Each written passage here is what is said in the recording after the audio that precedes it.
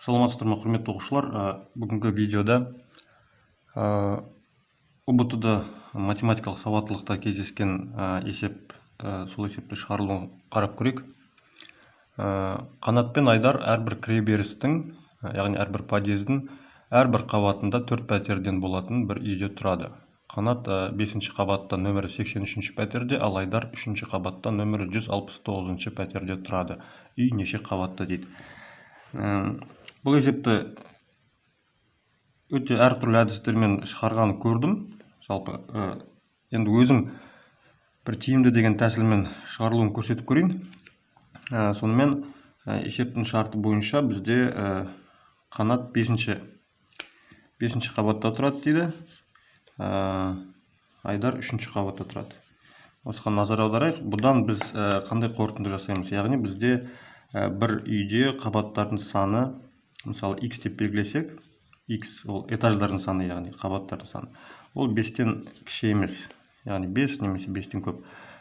Бұл түсінікті. Енді ары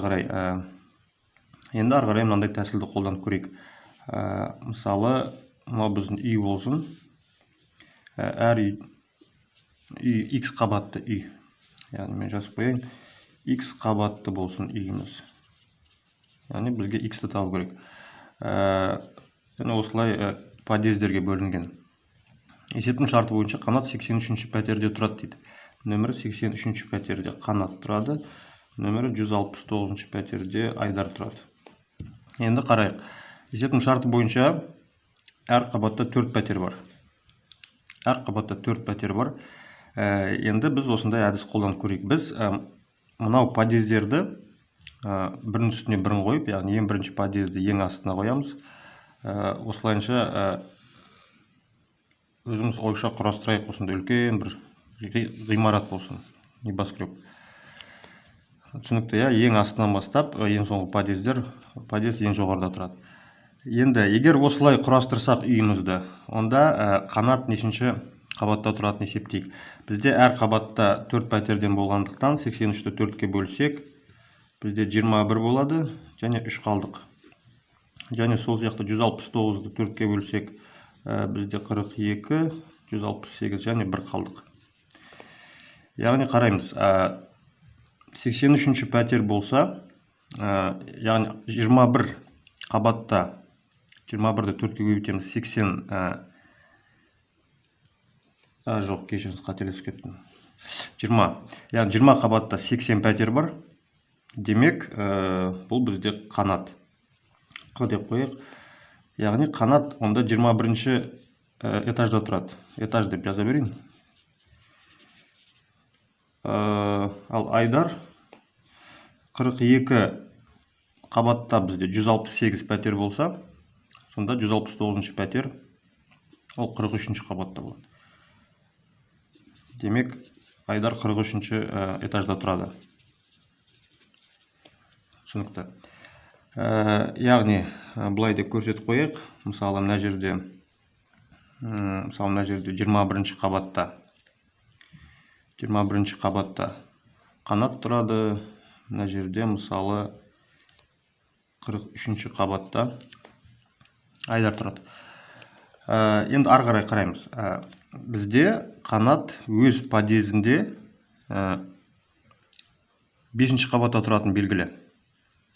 Яғни Қанаттың астында 5 қабат бар.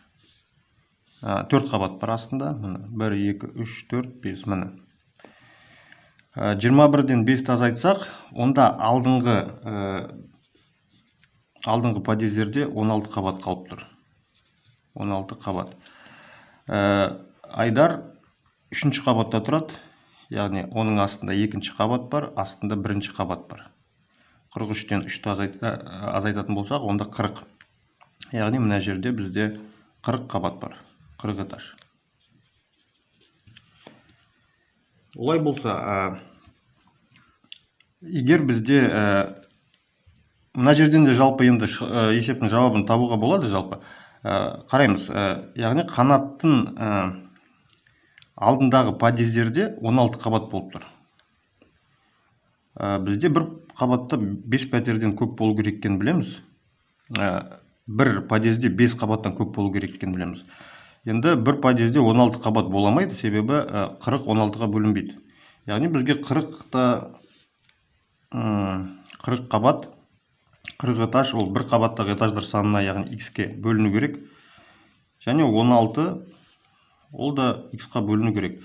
Бұл жерде 40 пен 16-ның мүмкін жағдайларын қарастырсақ, бөлгіштерін жалғыз ғана нұсқа келеді, ол 8 деген. Яғни x бізде 5-тен үлкен болу керек, бірақ 16-тан кіші болу керек. 16 бола алмайды, себебі 40 16-ға бөлінбейді. Сонда жалғыз жауап x-тен 8. Жалпы осылай қалдық арқылы бұл есепті шығаруға болады. Егер әлбетте бұл жалғыз жол емес, мүмкін басқа да ыңғайлы жолдар бар. Тыңдағандарыңыз үшін рахмет. Ұнап жатса, түсінікті болса лайк басыңыздар.